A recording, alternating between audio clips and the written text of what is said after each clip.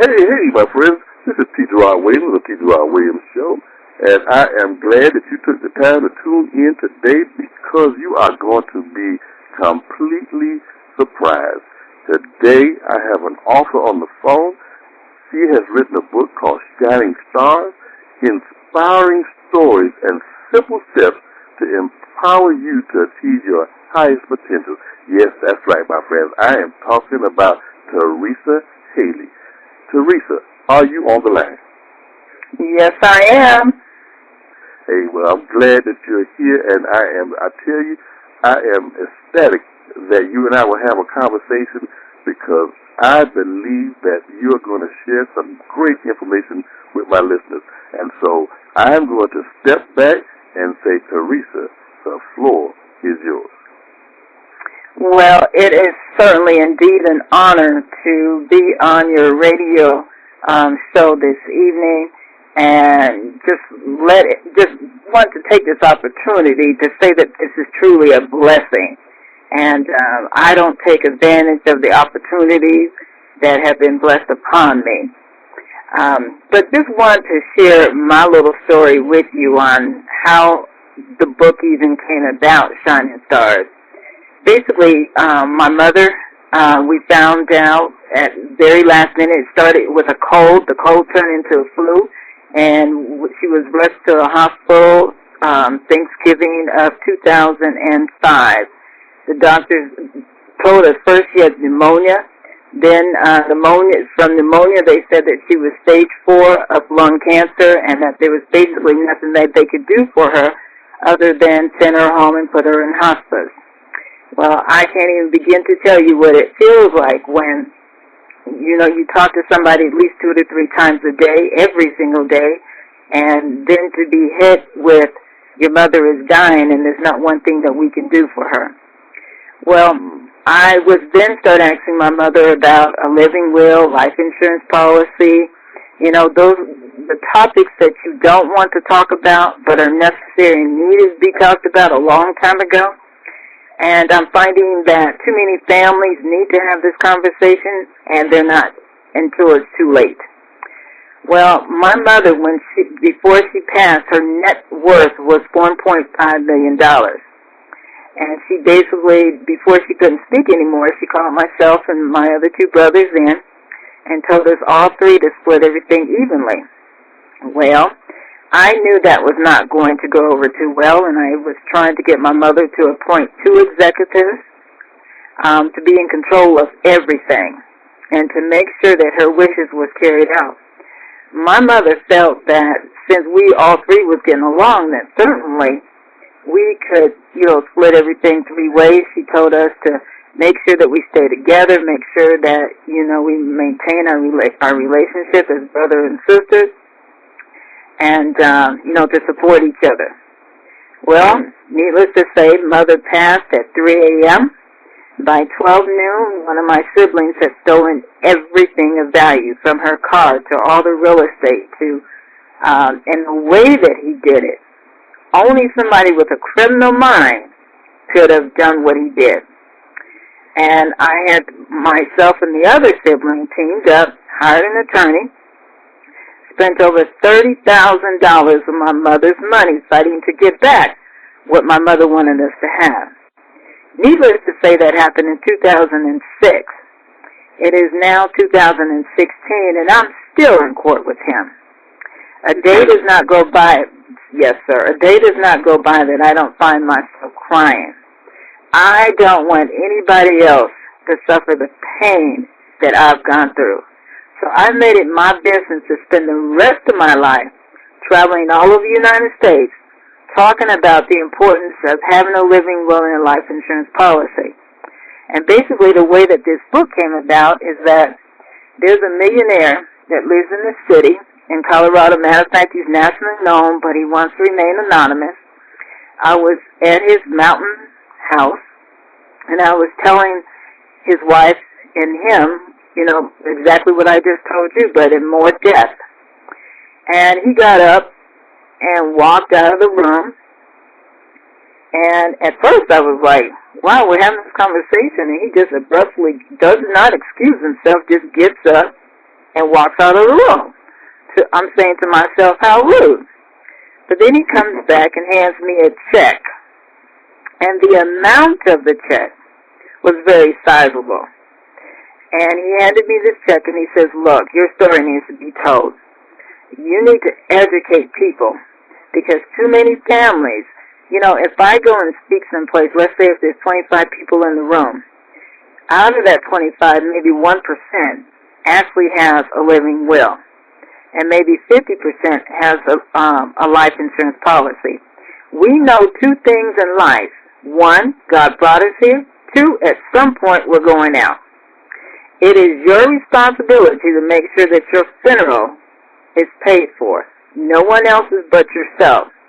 My family right this minute, even though how much I preach about this, we have a funeral coming up Friday, and the funeral is still not paid for. And so one of the relatives is running around trying to call everybody, trying to collect $20 here, $100 there, and I just cannot begin to understand why people don't handle their business. It's something that it doesn't take all day or, years or months to set up. And that's basically what my chapter is about. And basically when the gentleman gave me the money, the book was supposed to be, the whole entire book was just supposed to be about me. And then what happened is that, I'm a firm believer that God puts you in situations and he has you to meet certain people for a certain reason. That old saying, there's a time for, there's a place for every season, and you meet people for different reasons, and I certainly believe that. And what was happening is that every time I would meet someone, I would hear a story. For example, before Bruce Jenner started announcing that he was gay, not gay, that he was transcending, I had met, at the time he was the president of Bank of America, and he had transgendered, and he wanted to write, a chapter in my book. And I started saying, well, this would be a great opportunity if we could take stories, if I could take different stories from like somebody who was involved in 9/11 and lost everything, somebody who was maybe raped, somebody, who was married to a very powerful person and, that person lost everything, or, but tell different stories that everyone could relate to as far as the chapters was concerned. And so then I went to the person who gave me the money, and I basically told him, I said, this is what I would like to do. I realize that you gave me the money for the book to be strictly mine, but this is what I want to do. We are living in a hurt America where some people are doing very well. Other people can't see inside of a tunnel to even dig themselves out. And, I want people to understand that you don't need to turn to alcohol. You don't need to turn to drugs. And least of these commit suicide. It's so important that whatever you want in life, you need to develop a plan of action, and work your plan. And that's basically what Shining Stars is. Every chapter is about an inspiration, whereas someone had once had everything and lost it, and how they're pulling themselves up by their bootstraps and moving forward. I certainly believe that everybody in America can gain financial wealth or financial freedom if you develop a plan and work that plan. Absolutely. And yes, sir, most definitely. So, and then another thing that I wanted to do with the book, I wanted the book to be a blessing not only to me, but as far as all the co-authors are concerned. So I have been a part of a co-op book myself, but mine I wanted to be a little different. I didn't make 1 penny off of my co-authors, which meant that they could buy the book wholesale and sell it. And that means that they made all of the money off of it. And my ultimate goal was to have each one of the authors make over $100,000 from the sale of their book. So, and I wanted to give people who've never had an opportunity to be an author an opportunity. So all in all, the book has certainly been a blessing for me. It's afforded me an opportunity. I'm in the process of writing another book. I will probably be writing 2 books in 2016. So that's basically, in a nutshell, what Shining Stars is about. And another thing that I'm in the process of doing right now is that because I'm African American, and I believe in nonviolence, and I believe in practicing nonviolence, one of the things that bothers me so is that we sometimes cannot go a day, we cannot go a week without seeing a black male or female or child being hit, kicked, or beat, or shot by a white police officer. And it's not only happening in my city, but it's happening all over the United States. So I've had an opportunity to team up with 2 different law enforcement agencies, and basically what we've done is we've sold books, and I've taken the money from the sale of my books, where I have not made a penny, but all the proceeds have gone to develop a nonviolence program. I've also contacted the King Center. Of course, Dr. Martin Luther King's daughter, Bernice King, she's rolled out a program that's called Nonviolence 365. All of us, regardless of what your nationality is, need to learn how to live a nonviolent life. And, regardless if you're a child or an adult, we all need to practice and understand what nonviolence is. And it's something that, it happens to each one of us, from somebody you're waiting for as simple as you waiting for a parking space, and somebody sees you waiting for the parking space and they drive in and take your parking space. How do you react? Do you get out the car and want to beat them up? Or do you go find another parking space?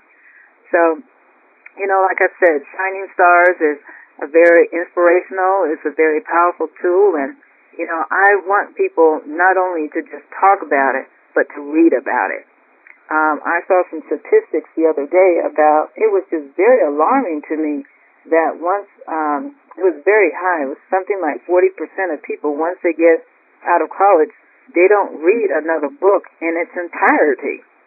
And that was really not alarming to me, because reading, as they say, knowledge is powerful. It's very reading, I can't even emphasize just how important it is to read.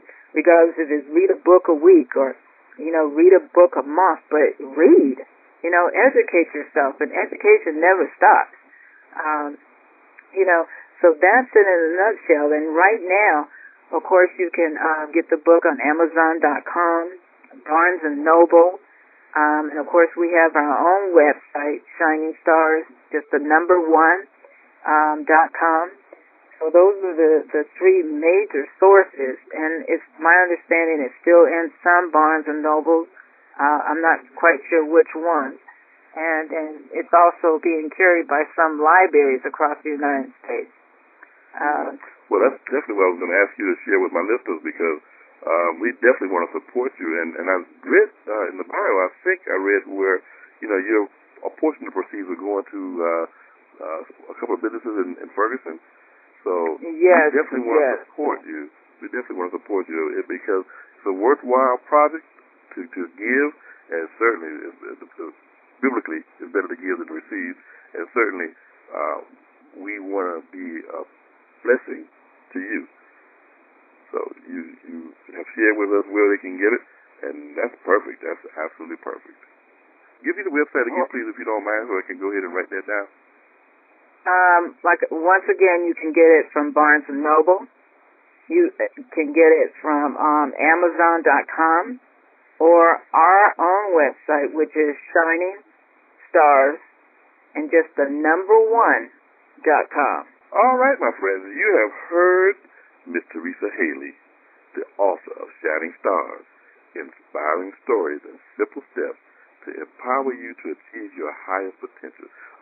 Teresa, how many chapters were in your book? And I guess that will reflect how many authors there were, correct? Right. We had a total of 11. Great. So, I like the title, the subtitle actually, where it says that there are steps to empower you to achieve your highest potential. I don't really mean to throw you under the bus, but when you say your highest potential, what are you referring to? Basically, sometimes I even have some female friends, and sometimes I think people, if they was born in the ghetto, sometimes they feel that's where they're going to stay, that they can't see any way out. Or if you was in a very successful marriage where the man, made all the money, most of the money, and you was at home living in your $400,000 home driving your Mercedes, and now all of a sudden that is taken away from you. One of the things that I believe in, one of the things that my parents taught me is that if you educate yourself and if you empower yourself, you don't have to depend on or rely on nobody except for yourself. And everyone should be able to reach their own highest potential.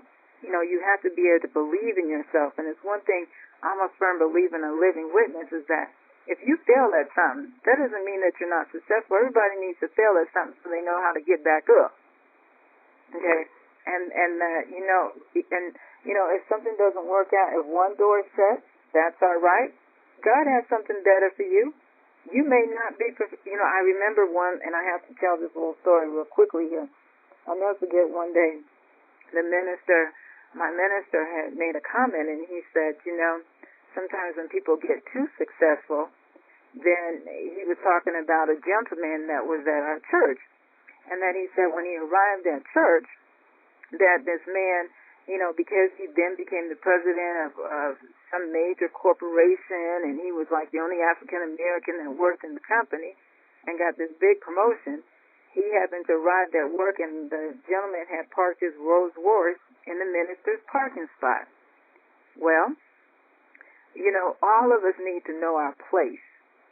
And, and I'm also a firm believer that once you reach your highest potential, just like Martin Luther King said, you need to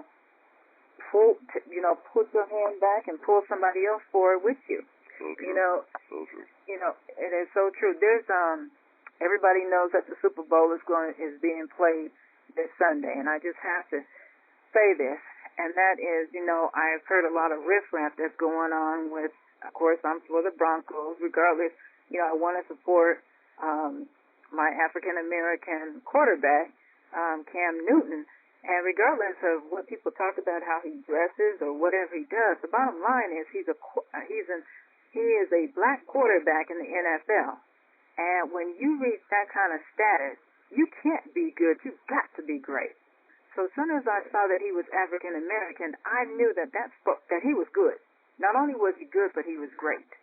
And so basically, I have seen, regardless of how he plays, he won so many games. He got the team where they are right now. So he's reached his highest potential.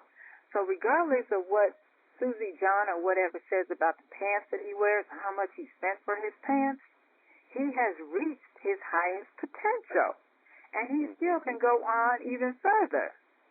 So, that's one thing I just have to say to everybody. And then, I love to see my black TV shows.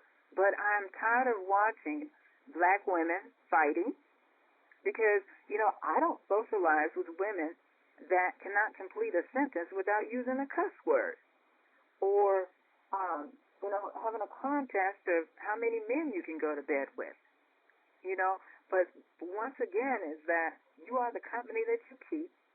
If it is your goal and your desire to be able to drive whatever car, to be able to live in whatever house, you can do that. Develop your plan and work your plan, and you can and shall reach your highest potential. And with that being said, my friend, I think, Teresa, that is an excellent way for us to end our segment. All right, my friend. This is T. Gerard Williams, your host and executive producer of the T. Gerard Williams Show. And as always, my friend,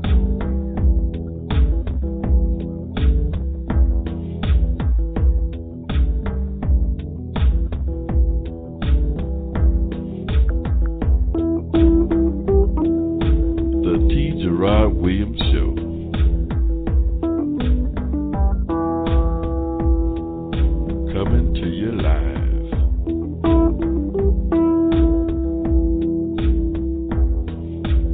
best in talk radio.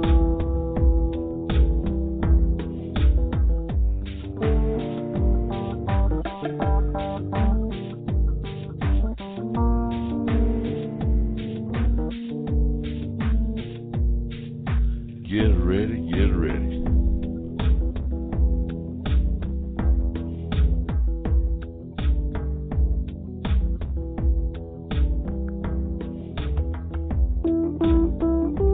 The heartbeat of talk radio is the T. Gerard Williams Show.